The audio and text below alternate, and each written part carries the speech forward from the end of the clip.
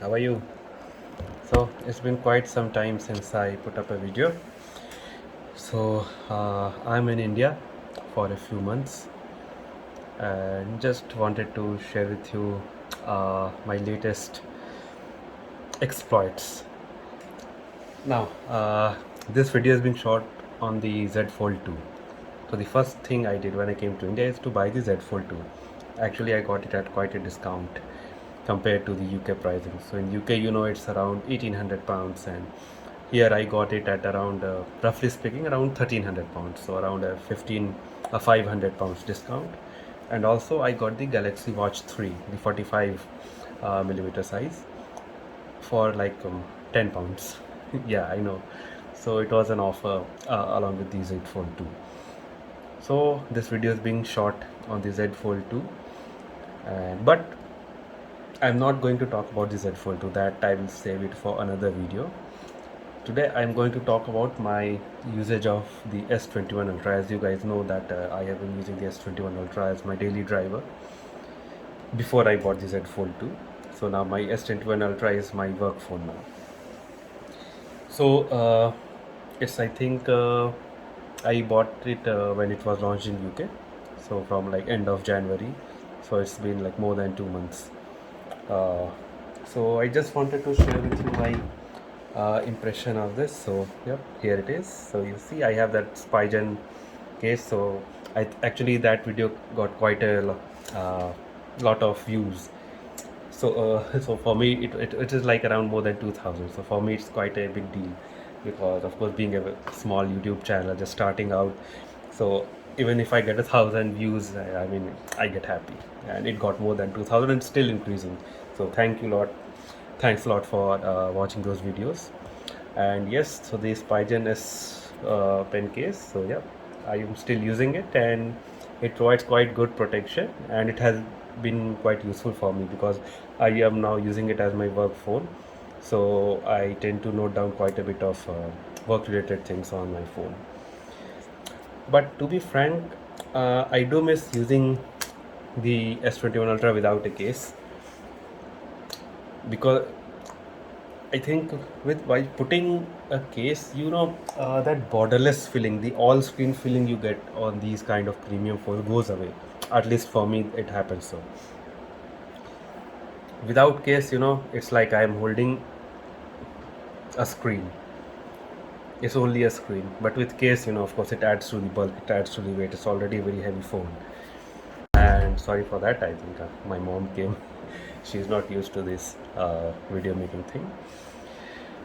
So yes, this is like I mean, I really enjoyed the Note 20 Ultra. You guys know that I had the Note 20 Ultra before this, and but in terms of like day-to-day usage, I think this is more comfortable. It's heavier than Note 20 Ultra, but it's more comfortable to hold because of these rounded corners. Note 20 Ultra, had a squarish design with a much sharper edges. This is more rounded, so it is much more comfortable to hold. And the camera, oh my god, I mean Note 20 Ultra was the most versatile camera I had ever used before I started using this. And it gives you the 3x optical zoom and the 10x optical zoom. And now in the latest update, uh, they have Samsung has actually enabled the portrait mode on the 3x optical zoom. So now you can actually shoot the portrait with the 3x optical zoom. Earlier it was just cropping into the main sensor uh, 2 times and then taking the portrait, which was making the portraits a bit softer. I mean, for me it was still fine, but yeah, if you would have like pixel peeped into the photo, you could have noticed that it is not as sharp as the portraits on iPhone, for example. But now with the 3x zoom, I mean, uh, it should work like as good as iPhone portrait mode. I have not tested it because coming to India, and I am not going out that much because of all the corona cases going up. So I have not been uh, testing out the new camera updates. But maybe I will do sometime in the future when things settle down. The corona situation is not that bad. But yes, I think this is the phone to beat this year. I know there are a lot of new launches. So the OnePlus 9 Pro, the Mi11 Ultra that is going to be launched, So all these phones do promise a lot, but the OnePlus 9 Pro I think has missed a step. I mean, they have moved into the premium, ultra premium flagship category. Their price is almost on the same level as Apple and Samsung, especially in the US. In UK, still like it's I think around 829 pounds, and the Samsung and the Apples are still more into north of 1000. But still, like you can still get the last year's Note 20 Ultra or even the S21 Ultra, the S20, and I think they still will give you slightly better camera performance than OnePlus, especially the front-facing camera. Now, I think people generally do tend to take selfies, and I don't know why OnePlus is like completely neglecting the front-facing camera. They have been doing so since like last 3 4 years.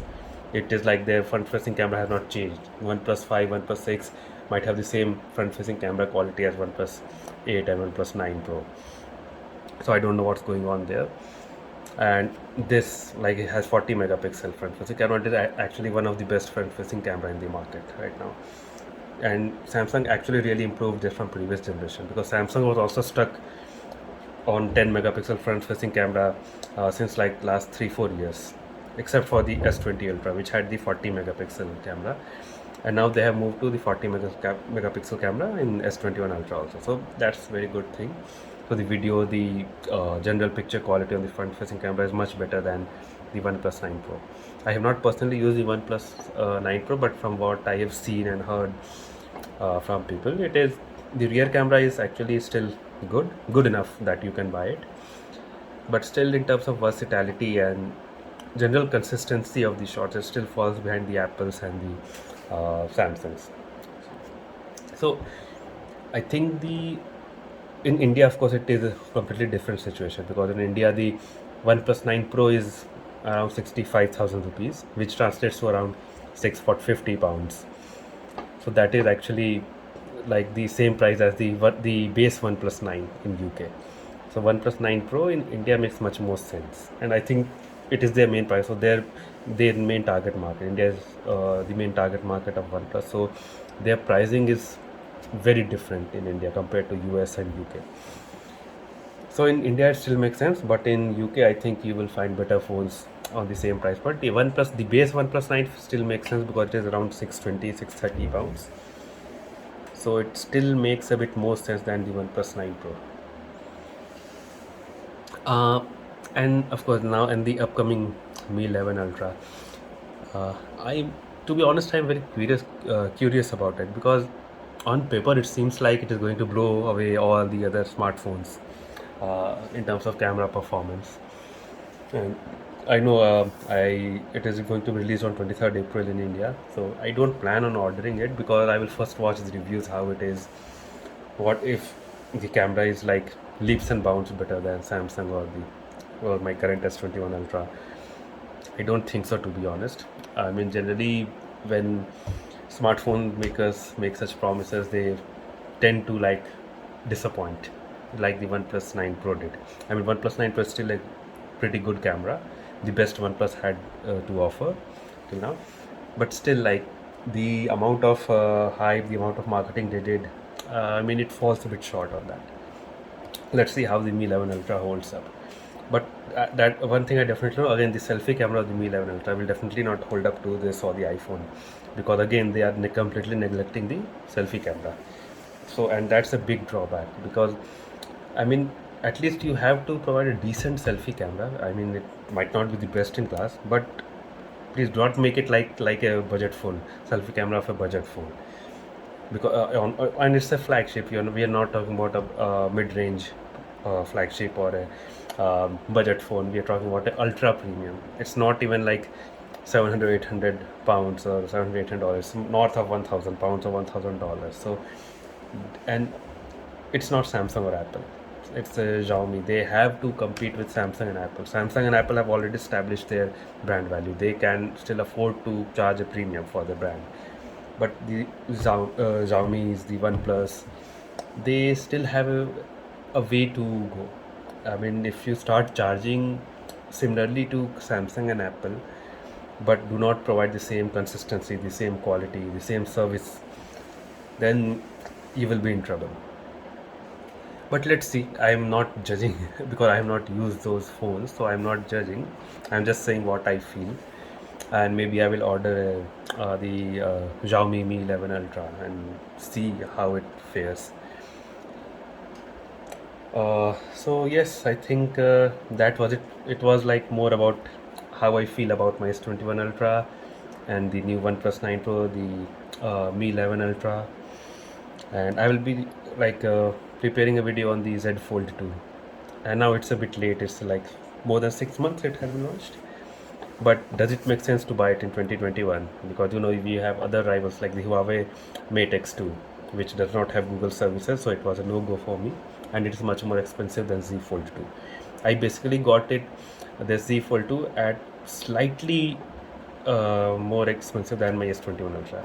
For this I paid 1180 pounds, and for this, if Z Fold 2 in India, if you convert it into pounds, it will be like 1300 pounds, so just 120 pounds extra. And I got the around Samsung Galaxy Watch 345 watch for 10 pounds, and it costs like north of 250 pounds. So all in all, it was a very good deal on the Z Fold 2, so that's why I decided to buy it. Otherwise I would not have bought it. So yep, I will be making another video on the Z Fold 2, just sharing my opinion and expertise. And I will not be doing any camera comparison because for camera I use my S21 Ultra. I don't think I will use any other phone this year for capturing camera unless and until I buy the Mi 11 Pro. Not Mi 11 Pro. I get confused with the name Mi 11 Ultra.